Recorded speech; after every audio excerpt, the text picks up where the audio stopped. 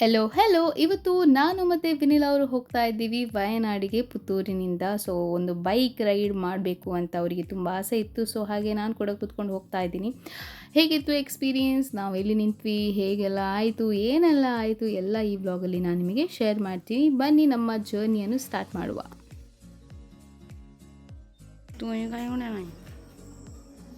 Same terrorist number 2.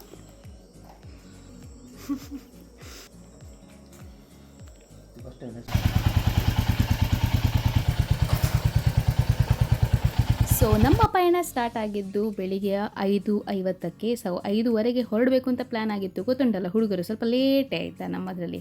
So ಹಾಗೆ ಹೇಗೋ finally ಹೊರಟ್ವಿ. ಆ್ಯಂಡ್ ಪುತ್ತೂರಿನಿಂದ ವಯನಾಡ್ ನಾವು ಹೋಗೋದು 5 hours ಜರ್ನಿ ಆಗ್ತದೆ ಅಂತ ಮ್ಯಾಪ್ಸಲ್ಲಿ ತೋರಿಸ್ತಾ ಇತ್ತು. ಬಟ್ ನಾವು ಹೋಗುವ ವೇಯಲ್ಲಿ ನಾವು ವಿಲಕನ್ನೂರು ಅಂತ ಒಂದು ಚರ್ಚ್ ಉಂಟು, ಮಿರಾಕ್ಯುಲಸ್ ಚರ್ಚ್. ಆ ಚರ್ಚ್ಗೆ ಹೋಗಿ ವಿಸಿಟ್ ಮಾಡಬೇಕು ಅಂತ ಪ್ಲ್ಯಾನ್ ಮಾಡಿದ್ದೆ. ಅದಕ್ಕಿಂತ ಮುಂಚೆ ನಾನು 2 ಸ್ಟಾಪ್ ಅನ್ನು ಕೇಳಿದ್ದೆ ವಿನಿಲ್ ಅವ್ರ ಹತ್ರ. ಯಾಕಂದರೆ ನಾನು ಮೊದಲೇ ಗೂಗಲೆಲ್ಲ ಮಾಡಿದ್ದೆ, ಅಂದರೆ ChatGPT ಎಲ್ಲ ಕೇಳಿದ್ದೆ. ಲೈಕ್ ಎಷ್ಟು ಹಾರ್ ಅನ್ಸತಿ ನಾವು ಎದ್ದೇಳಿ ಕಾಲೆಲ್ಲ ಸ್ಟ್ರೆಚ್ ಮಾಡಬೇಕು ಹಾಗೆ ಹೀಗೆ ಅಂತ. ಆ್ಯಸ್ ಪರ್ ChatGPT 2 hours ಅಂತ ಇತ್ತು. ಬಟ್ ನನಗೆ 1 hourಲ್ಲೇ ನನಗೆ ಕಾಲು ನೋವೆಲ್ಲ ಸ್ಟಾರ್ಟ್ ಆಗ್ತಾಯಿತ್ತು. ಸೊ ನಾನು 1.5 hourಲ್ಲೇ ನಾನು ವಿನಿಲ್ ಅವ್ರ ಹತ್ರ ಫಸ್ಟ್ ಬ್ರೇಕ್ ತೊಗೊಂಡೆ. ಅದಾದ ನಂತರ ಅಂತೂ ನನಗೆ 1 hour ಕೂಡ ನನಗೆ ಕೂತ್ಕೊಳ್ಳಿಕ್ಕೆ ಆಗ್ತಿರ್ಲಿಲ್ಲ. 40-45 ಮಿನಿಟ್ಸಲ್ಲೇ ನನಗೆ ಕಾಲು ನೋವು ಸ್ಟಾರ್ಟ್ ಆಗ್ತಾಯಿತ್ತು. ಅದು ಒಂಥರ ಮರಗಡ್ತದೆ ಅಂತ ಹೇಳ್ತದಲ್ಲ, ಹಾಗಾಗ್ತಾಯಿತ್ತು. ಅಂದರೆ ಎಕ್ಸ್ಪೀರಿಯೆನ್ಸ್ ಕೂಡ ಇಲ್ಲ ಅಲ್ವಾ, ಅಂದರೆ ಕೂತ್ಕೊಂಡೇ ಹೋಗೋದು, ಅದು ಕೂಡ ಬೈಕಲ್ಲಿ. ಮತ್ತು ಸೀಟ್ ಕೂಡ ತುಂಬ ಚಿಕ್ಕದಾಗಿತ್ತು. ಹಾಗೆ ಇದಕ್ಕಿಂತ ಮುಂಚೆ ನಾನು ಮತ್ತು ವಿನಿಲ್ ಅವರು ಬ್ಯಾಂಗ್ಳೂರಿಂದ ಮೈಸೂರಿಗೆ ಕೂಡ ಹೋಗಿದ್ದೇವೆ. ಅದು ಬ್ಯಾಕ್ ಇನ್ 2022 ಆಗ ಅಷ್ಟೊಂದು ಗೊತ್ತಾಗ್ತಾ ಇರಲಿಲ್ಲ, ಅಂದರೆ ಸೀಟ್ ಬೇರೆ ಬೈಕ್ ಇತ್ತು. ಬಟ್ ನಾನು ಬ್ರೇಕ್ ತೊಗೊಳ್ತಿದ್ದೆ ತುಂಬ. ಸೊ ಇಲ್ಲಿಂದ ನಮ್ಮ ಕೇರಳ ಸ್ಟಾರ್ಟ್ ಆಗ್ತದೆ, ಬಾರ್ಡರ್ ಆಯಿತು. ಆ್ಯಂಡ್ ಇಲ್ಲಿಯ ವ್ಯೂ, ಮಾರ್ನಿಂಗ್ ವ್ಯೂ ತುಂಬ ಚೆಂದವಾಗಿತ್ತು, ಪೀಸ್ಫುಲ್ ಆಗಿತ್ತು. ಕೆಲವೊಂದು ಕಡೆ ಸ್ನೋಯಿ ಇತ್ತು, ಮಿಸ್ಟಿ ಸ್ವಲ್ಪ, ಆಮೇಲೆ ಸ್ವಲ್ಪ ಫುಲ್ ಸನ್ನಿ ಇತ್ತು. ಸೊ ನಾವು ಸನ್ರೈಸ್ ಎಲ್ಲ ನೋಡಲಿಕ್ಕೆ ಸಿಕ್ಕಿತ್ತು. ಅಂದರೆ ಪ್ರಾಪರಾಗಿ ವ್ಯೂ ಅಂತ ಏನೂ ಇಲ್ಲ, ಸ್ವಲ್ಪ ವ್ಯೂ ಇತ್ತು ಆಯಿತಾ. ಹಾಗೆ ಒಂದು ಸ್ಟಾಪ್ ಹೇಗೋ ಆಯಿತು. ಅದಾದ ನಂತರ ಡೈರೆಕ್ಟಾಗಿ ನಾವು ಬ್ರೇಕ್ಫಾಸ್ಟಿಗೆ ಅಂತ ನಿಂತ್ವಿ. ಇವತ್ತು ನಾವು ಬ್ರೇಕ್ಫಾಸ್ಟ್ ಮಾಡೋದು ಲೈಕ್ ನಾರ್ಮಲಾಗಿ ನಮಗೆ ರೋಡ್ ಸೈಡಲ್ಲಿ ಒಂದು ಹೋಟೆಲ್ ಸಿಕ್ಕಿತ್ತು, ಸೀದಾ ನುಗ್ಗಿದ್ವಿ. ಯಾಕಂದರೆ ಹಸ್ವಲ್ಲಿ ತಡಿತಿರ್ಲಿಲ್ಲ ವಿನಿಲಿಗೆ. ಯೂಶ್ವಲಿ ನಾವು 9-9:30ಗೆ ಬ್ರೇಕ್ಫಾಸ್ಟ್ ಮಾಡೋದು ಮನೇಲಿ. ಬಟ್ ಇವತ್ತೇನೋ ಟ್ರಾವೆಲ್ ಮಾಡ್ತಾ ಇದ್ದೀವಾ ಇಲ್ಲ ಆ್ಯಂಗ್ಸೈಟಿಯಾ ಎಂತ ಅಂತ ಗೊತ್ತಿಲ್ಲ, ಫುಲ್ ಹಸ್ವಾಗಲಿಕ್ಕೆ ಸ್ಟಾರ್ಟ್ ಆಗಿತ್ತು 8-8:30ಗೆ. ಸೊ 8:15 ಹಾಗೇನೋ ಬ್ರೇಕ್ಫಾಸ್ಟ್ ತಿನ್ನಲಿಕ್ಕೆ ಅಂತ ನಿಂತ್ವಿ.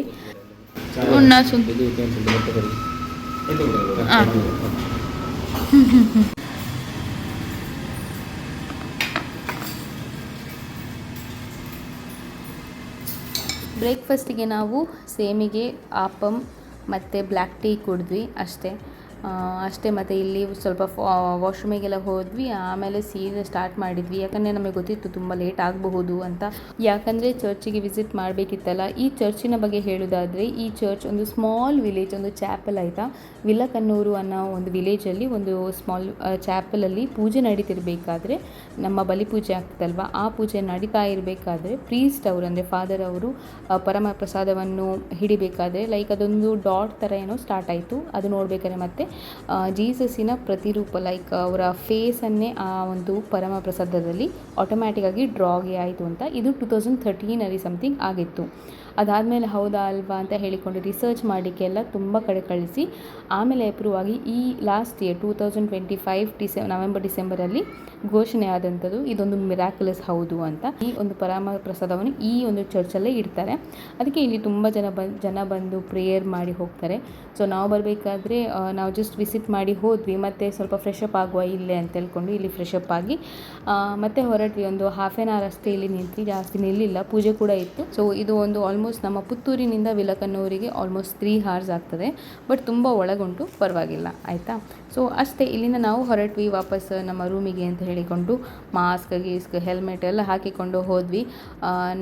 ನಮ್ಮ ಏಮ್ ಇದ್ದದ್ದು ರೀಚ್ ಆಗಬೇಕು 1 o'clockಗೆ. ನಮ್ಮ ಚೆಕ್-ಇನ್ ಇದ್ದದ್ದು 2 o'clock. 1 o'clock ರೀಚ್ ಆದರೆ ಬ್ರೇಕ್ಫಾಸ್ಟ್ ಆಗಿ ಡೈರೆಕ್ಟಾಗಿ ನಾವು ರೂಮಿಗೆ ಹೋಗುವಂಥ ಪ್ಲ್ಯಾನ್ ಇರೋದು. ಬಟ್ ಅಲ್ಲಿ ಮಧ್ಯದಲ್ಲಿ ಬ್ರೇಕ್ಸ್ ತೊಗೊಂಡು 3 o'clock ರೀಚ್ ಆದ್ವಿ. ಸೌಂಡ ते काल तसे लुक दिंचे मग हे बियरची बोटल बघ बियराची बोटल ऐ मग का नाही आणलं त्या चहा पीत ಇನ್ನೊಂದು ಚಿಕ್ಕ ಬ್ರೇಕ್ ತೊಗೊಂಡಾದ ನಂತರ ಚಹಾ ಮತ್ತು ಲೈಮ್ ಸೋಡಾ ಅಷ್ಟೇ ಕುಡಿದ್ವಿ. ಇಲ್ಲಿ ದಾರಿ ಮಧ್ಯದಲ್ಲಿ ಎಷ್ಟು ಬ್ಯೂಟಿಫುಲ್ ಆದಂತಹ ಫ್ಲವರ್ಸ್ ಗೊತ್ತಾ, ಮತ್ತು ಮನೆಗಳು ನೋಡಬೇಕು, ತುಂಬ ಅಂದರೆ ಯುನೀಕ್ ಆದಂತಹ ಮನೆಗಳು ನಾನು ಫಸ್ಟ್ ಟೈಮ್ ನೋಡೋದು. ಆಮೇಲೆ ಒಂದು ರೋಡ್ ಮುಗಿಲಿಕ್ಕೂಪೆಯಲ್ಲೇ ಇನ್ನೊಂದು ಚರ್ಚ್ ಥರ, ಸ್ಮಾಲ್ ಟೆಂಪಲ್ ಥರ ಅಂತ ಇದ್ದೇ ಇರ್ತದೆ. ಆಮೇಲೆ ಇನ್ನೊಂದು ಸ್ಟಾಪ್ ಬಂತು, ಇಲ್ಲಿ ಕೂಡ ಲೈಮ್ ಸೋಡಾ ಕುಡಿದ್ವಿ, ನಾವು ಹೊರಟ್ವಿ. ಆ್ಯಂಡ್ ಇದು ಲಾಸ್ಟ್ ಸ್ಟಾಪ್ ಆಗಿತ್ತು. ಇಲ್ಲಿಂದ ಡೈರೆಕ್ಟಾಗಿ ನಾವು ರೂಮಲ್ಲೇ ಇಳಿಯೋದು ಅಂತ ಡಿಸೈಡ್ ಮಾಡಿದ್ವಿ, ಬಟ್ ಆಗಲಿಲ್ಲ ಆಯಿತಾ. ಅಂದರೆ ಮಧ್ಯದಲ್ಲಿ ನೋವಾಯಿತು, ಕಾಲೆಲ್ಲ ನೋವಾಗಲಿಕ್ಕೆ ಸ್ಟಾರ್ಟ್ ಆಯಿತು. ಸೊ ಫೈನಲಿ ಹಾಗೋ ಹೀಗೋ ಮಾಡಿ ನಮ್ಮ ರೆಸಾರ್ಟಿಗೆ ರೀಚ್ ಆದ್ವಿ. ರೆಸಾರ್ಟಿನ ಹೆಸರು ಬಂದು ಬೇ ವ್ಯೂ ಸೂಟ್ ರೆಸಾರ್ಟ್ಸ್. ಇದು ವಯನಾಡಿನ ಅದರ್ ಸೈಡಲ್ಲಿರೋದು, ಲಕ್ಕಿಡಿ ಪಕ್ಕದಲ್ಲಿರೋದು. ಸೊ ಡಿಸ್ಕ್ರಿಪ್ಷನ್ ಬಾಕ್ಸಲ್ಲಿ ಹಾಕಿರ್ತೇನೆ ಲೊಕೇಶನ್, ಇದು ಡೀಟೇಲ್ಸ್ ಎಲ್ಲ, ಬೇಕಾದರೆ ಚೆಕ್ಔಟ್ ಮಾಡಿ ಆಯಿತಾ.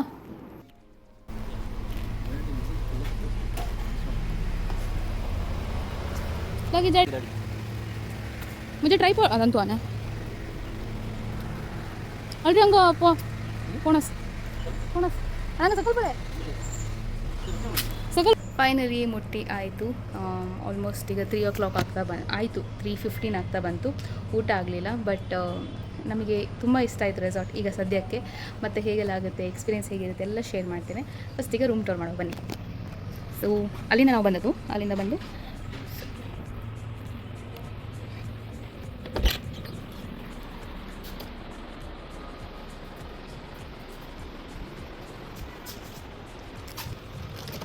washroom. Okay. On the sofa, ಸ್ವಲ್ಪ ಕಬೋರ್ಡ್,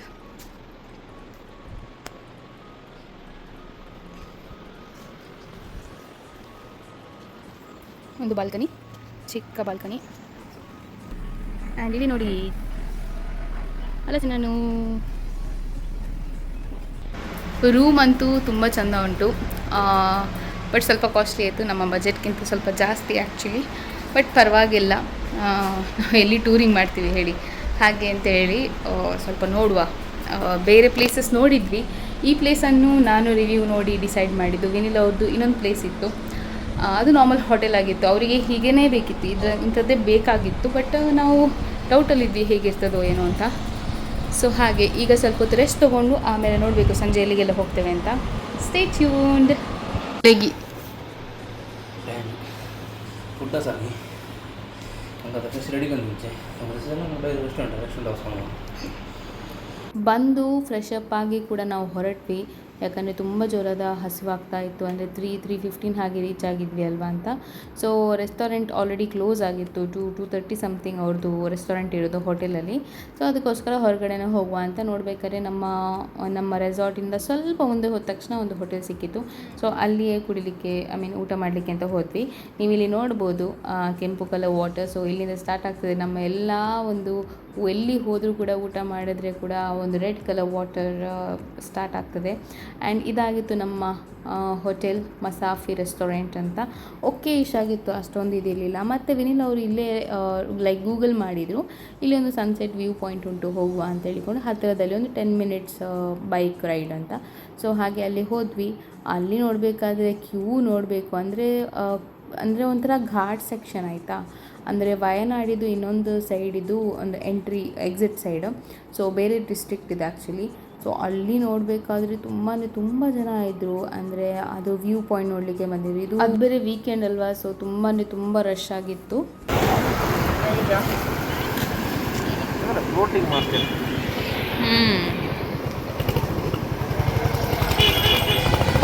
अच्छा बिद्दर असतात एडवेंचर पार्क.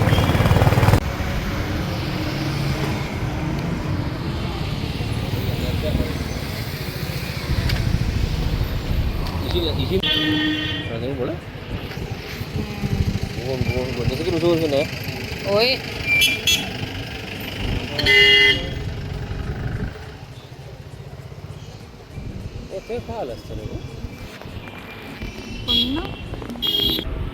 ताजमहल वही हो ताजमहल.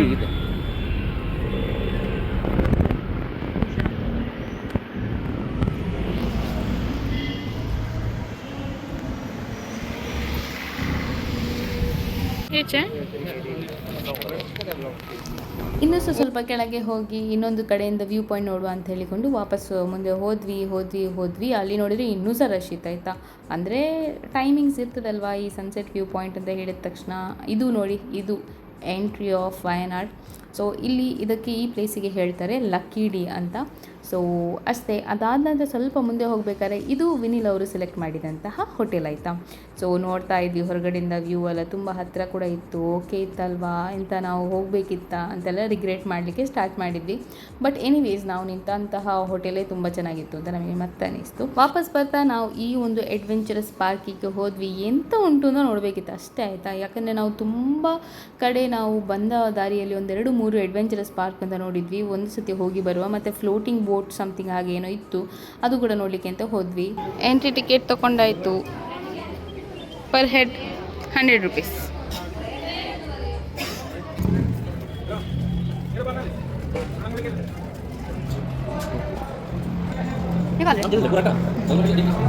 ಓ ಈ ಮಂಗನಿಂದ ಮಾನವ ಹಾಗೆ ಅದು ಫಸ್ಟ್ ಉಂಟಲ್ಲ ಈ ಗುಹೆ ನೋಡ್ಬೇಕಾದ್ರೆ ಇದೆಂತ ಮಂಗನಿಂದ ಮಾನವದ್ದು ಫೋಟೋ ಥರ ಮಾಡಿದಾರಲ್ವ ಅಂತ ಅಂದ್ಕೊಳ್ತಾ ಹೇಳ್ತಾ ಹೋಗ್ತಾ ಇದ್ದೆ. ಆಮೇಲೆ ಗೊತ್ತಾಯಿತು ಈ ಗುಹೆ ಅಂತ ಅಂದರೆ ಡಾರ್ಕ್ ರೂಮ್ ಥರ, ಅಂದರೆ ನಮಗೆ ಹೆದರಿಸಲಿಕ್ಕೆ ಅಂತ. ನನಗೆ ಹೆದರಿಕೆವೇ ಆಗಲಿಲ್ಲ. ನಾನೇ ಮೊದಲು ಹೆದರಿ ಪುಕ್ಕಡಿ, ಅದರಲ್ಲಿ ನನಗೆ ಹೆದರಿಕೆ ಆಗಲಿಲ್ಲ. ನೀವು ಯೋಚನೆ ಮಾಡಿ, ಇದು ಫನ್ನಿ ಆಗಿತ್ತು ಅಂತ ಅಷ್ಟೇ. ಆಮೇಲೆ ಈ ಗುಹೆ ಆದ ನಂತರ ಹೊರಗಡೆ ಬಂದು ಇಲ್ಲಿ ತುಂಬ ಆಟ ಆಡಲಿಕ್ಕೆ ಎಲ್ಲ ಪ್ಲೇಸ್ ಇತ್ತು. ಇದಕ್ಕೆ ವಾಪಸ್ ಎಕ್ಸ್ಟ್ರಾ ಪೇ ಮಾಡಬೇಕಾಯ್ತಾ ನಿಮಗೆ ಒಂದು ವೇಳೆ ಆಟ ಆಡಲಿಕ್ಕೆ ಬೇಕು ಅಂದರೆ. ಲೈಕ್ ಡ್ಯಾಶಿಂಗ್ ಕಾರ್ಸ್ ಇತ್ತು, ಇದು ಚಕ್ರದ್ದು ಎಲ್ಲ ಇತ್ತು, ಎಲ್ಲ ಟೈಪ್ ಇದಿತ್ತು ಆಟ ಆಡಲಿಕ್ಕೆ. ಬಟ್ ನಮಗೆ ಆಲ್ರೆಡಿ ಸುಸ್ತಾಗಿತ್ತು. ಈಗಲೇ ಫ್ಲೋಟಿಂಗ್, ಇದು ಫ್ಲೋಟಿಂಗ್ ಮಾರ್ಕೆಟ್. तुका कशें कळलें ते फ्लोटिंग मार्केट? हां हां. असं वयर अशें वचून या गे. ओके.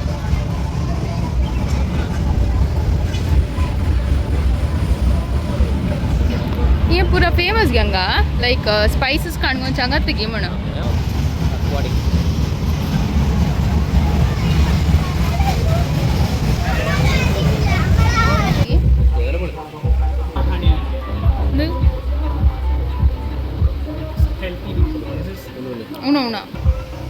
ಆಟ ಸಹ ಬೇಡ ಎಂತ ಸಹ ಬೇಡ ಅಂತ ಹೇಳಿಕೊಂಡು ಕೂತ್ಕೊಂಡೆ. ಬಟ್ ನಮಗೊಂದು ಇದೊಂದು ನೋಡಬೇಕಾಗಿತ್ತು ಅಷ್ಟೇ, ಜಸ್ಟಾಗಿ ಹೇಗೆ ಸುಮ್ಮನೆ ನೋಡುವ, ಬೋಟಿಂಗ್, ಫ್ಲೋಟಿಂಗ್ ಬೋಟ್ ಇದೆಲ್ಲ ನೋಡುವ ಅಂತ. ಸೊ ಇಲ್ಲಿ ಸ್ವಲ್ಪ ಹೊತ್ತು ಶಾಪಿಂಗ್ ಮಾಡಿದ್ವಿ ನಾವು. ಹೀಗೆ ನೋಡ್ತಾ ಟೀ ಸಿಕ್ಕಿತ್ತು, ಮತ್ತು ಬ್ಲೂ ಟೀ ಅಂತ ತೊಗೊಂಡ್ವಿ, ಮತ್ತು ಗ್ರೀನ್ ಟೀ ಎಲ್ಲ ತೊಗೊಂಡ್ವಿ. ಆಮೇಲೆ ಸ್ವಲ್ಪ ಹೊತ್ತು ಅಲ್ಲೇ ಇಲ್ಲೇ ಸುತ್ತಾಡಿ ಆಮೇಲೆ ವಾಪಸ್ ರೂಮಿಗೆ ಹೋದ್ವಿ.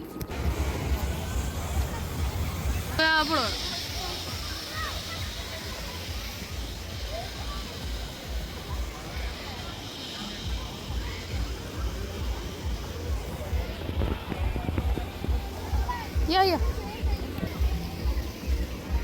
Di sini.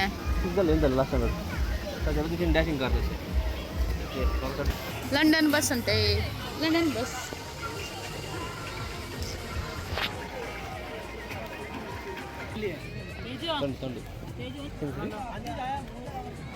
Lazy. Ya. Kappa. Sembra kale. Halo deh kappa. చూడు